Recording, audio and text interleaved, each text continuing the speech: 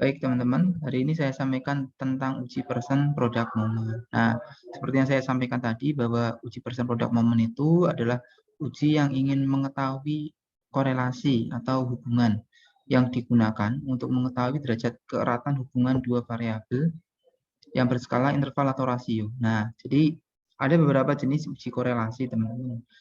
Untuk yang khusus person product moment, skala datanya harus interval atau rasio.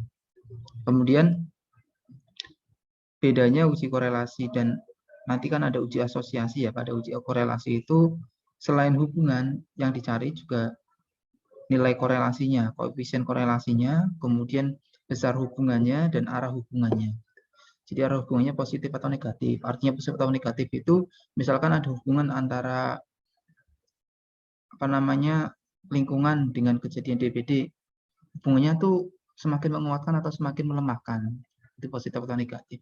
Kemudian besar hubungannya besar atau kecil gitu. Resikonya besar atau kecil. Jadi seperti itu polanya kalau dalam uji person product moment. Kemudian nilai koefisiennya itu berkisar -1, 0, dan 1. Jadi antara -1 sampai 1 saja, tidak lebih dari itu.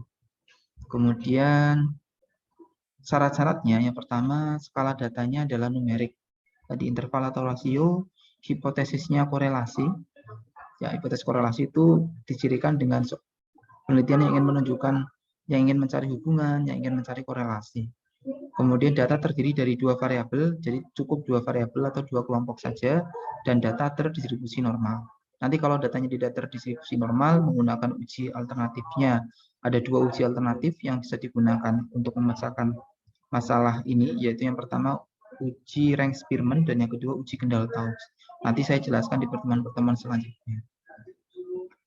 Nah, ada catatannya bahwa hipotesis korelasi itu dicirikan dengan sebuah penelitian ingin mengetahui hubungan antar dua variabel. Tidak hanya hubungan saja, namun juga arah dan besar hubungannya.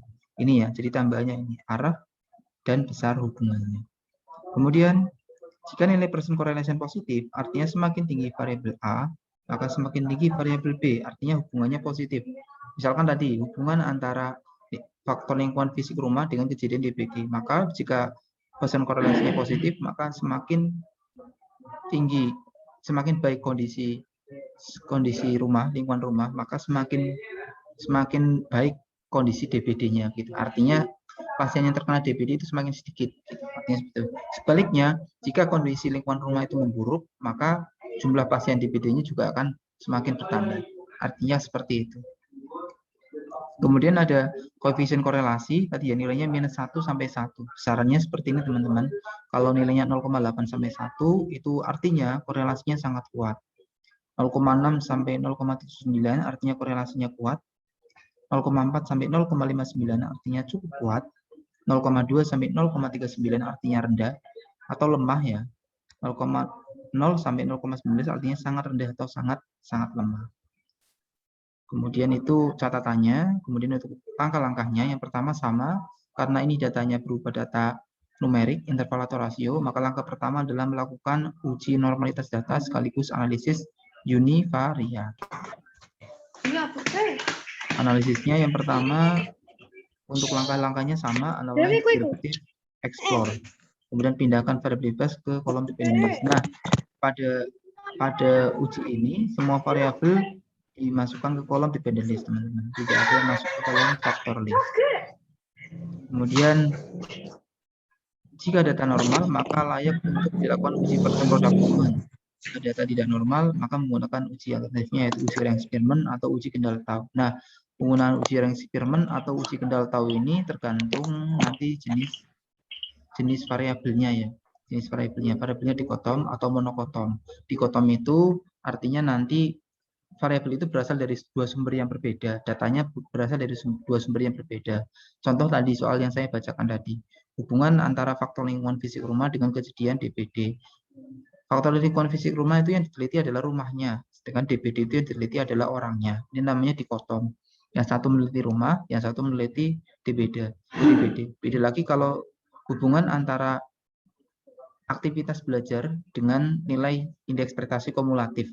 Maka dua variabel ini yang diambil datanya adalah manusianya, orangnya, mahasiswanya. Gitu. Aktivitas belajar yang diukur adalah si mahasiswa atau si manusianya. Nilai IPK juga yang diukur adalah si mahasiswa atau manusianya. Kalau kondisinya seperti ini, maka dikatakan datanya monokoton, berasal dari sumber yang sama. Nah, untuk kendala tahu itu biasanya data-data yang dikotom. Jadi kalau berasal dari sumber yang berbeda, uji alternatifnya menggunakan uji kendala tahu. Tapi kalau datanya berasal dari sumber yang sama, menggunakan uji rank Smirnoff.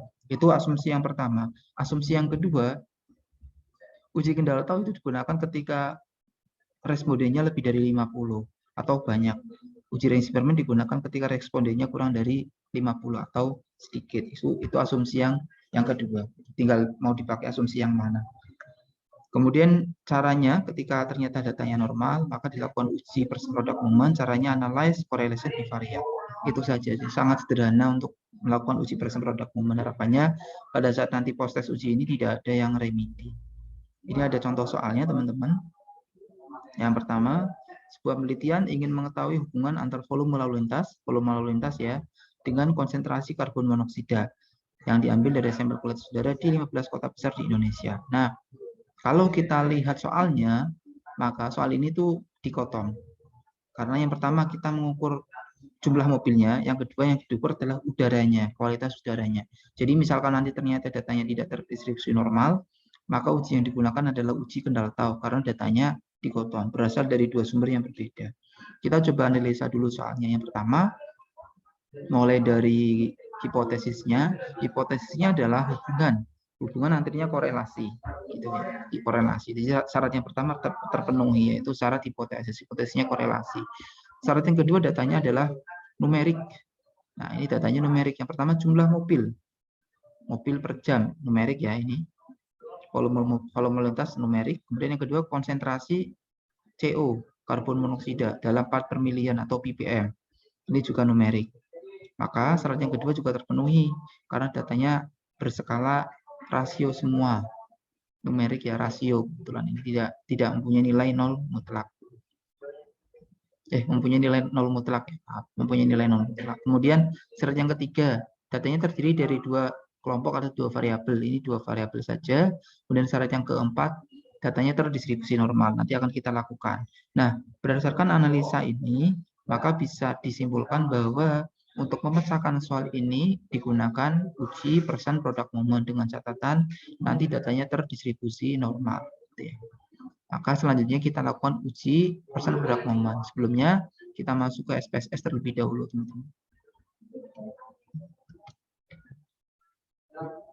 Baik, saya akan masuk ke SPSS terlebih dahulu. Kita akan membuat dua variabel. Variabel yang pertama adalah volume. Tipenya adalah numerik, sama desimalnya 0 ya. Ini keterangannya adalah volume kendaraan. Skalanya jangan lupa pakainya scale ya. Yang kedua adalah CO. Ini pakai desimal teman-teman karena tadi ada desimalnya. Saya kasih 2. Labelnya adalah konsentrasi karbon monoksida. Oke, sekarang kita masukkan datanya teman-teman. Oke. Jadi ada 15 sampel, datanya sebagai berikut teman-teman. Nah, maka selanjutnya adalah kita lakukan analisa univariate sekaligus uji normalitas data. Caranya analyze, descriptive, explore. Kemudian kita masukkan kedua variabel dalam kolom dependent. Dan kita klik plot, normality plot with test, continue. Nah, ini di sini ya, kedua variabel masuknya ke sini teman-teman, ke dependent list. Kemarin kalau pada uji ANOVA, pada uji T tidak berpasangan, ada yang masuk ke sini, yaitu variabel bebasnya. Jadi jangan sampai tertukar ya teman-teman ya, antara variabel bebas dan variabel terikat. Kemudian klik OK. Kita lihat hasil analisisnya.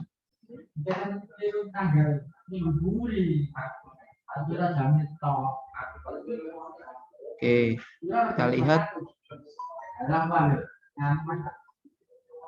Rata-ratanya adalah 221,67 untuk volume kendaraan, medianya 200, standar deviasinya 87,86. Sedangkan untuk konsentrasi karbon monoksida, rata-ratanya 11,7, medianya 12, dan standar deviasinya 1,7. Jadi untuk hasil analisa deskriptif ini ya teman-teman ya, dilihat ya, ini 221 min, median 200, standar deviasinya 87,86. Yang ditulis pada analisis univariat cukup itu saja, min, median, standar deviasi. Kemudian hasil uji normalitas data. Nah ini karena jumlahnya cuma 15, yang ditulis nilai Shapiro-Wilk saja. Kolmogorov nggak usah ditulis, karena kolmogorov digunakan ketika datanya lebih dari 50.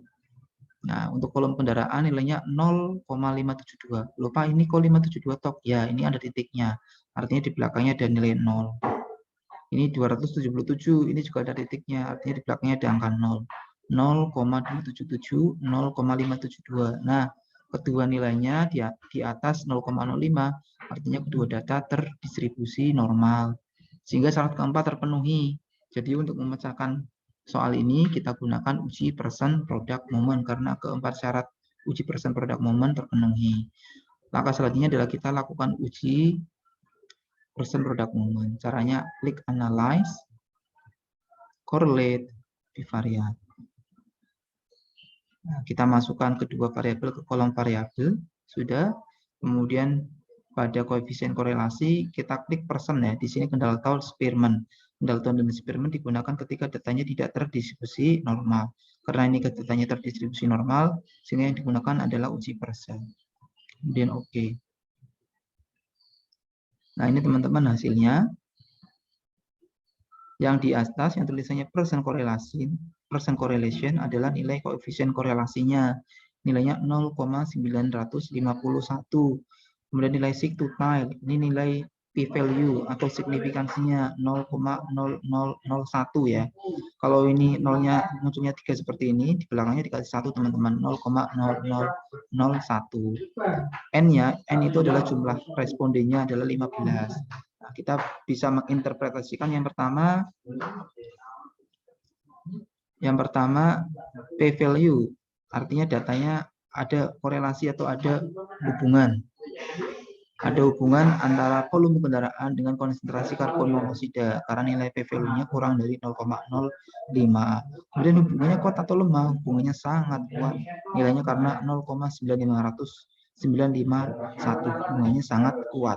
Jadi, semakin banyak volume kendaraan, maka semakin tinggi konsentrasi karbon monoksida karena nilainya positif, teman-teman. Ya, semakin tinggi jumlah kendaraan atau volume kendaraan, semakin banyak konsentrasi karbon monoksidanya karena nilainya positif.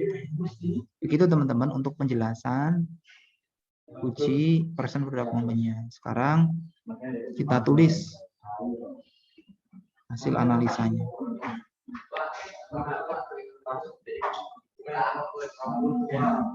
Nah, jadi untuk hasil analisis univariatnya, volume lalu lintas, min-nya 221,67, medianya 200, standar deviasinya 87, konsentrasi CO 11,7, median 12, standar deviasinya 1,7. Hasil uji normalitas data, volume lalu lintasnya 0,572, artinya data terdistribusi normal karena p-value lebih dari 0,05. Sedangkan konsentrasi CO 0,277, datanya terdistribusi normal karena p-value lebih dari 0,05. Hasil analisis bivariat yang ditulis adalah nilai rata-rata. Nilai rata-rata bisa diambil dari nilai sini ya, nilai min teman-teman. 221,67, 11,1, p-value-nya 0,001. Tadi ada ya, di nilai sigtutile, koefisien korelasinya 0,9. Artinya, terdapat hubungan yang signifikan antara volume lalu lintas dengan konsentrasi CO. Karena nilai p-value kurang dari 0,05. Hubungannya sangat kuat karena nilai koefisien korelasi 0,951. Ini ya teman-teman ya. Hubungannya positif, artinya semakin tinggi volume lalu lintas, maka konsentrasi CO juga semakin tinggi. Nah, demikian teman-teman untuk tutorial uji persen product moment. Ada pertanyaan? Silakan, kalau ada yang ditanyakan bisa ditanya.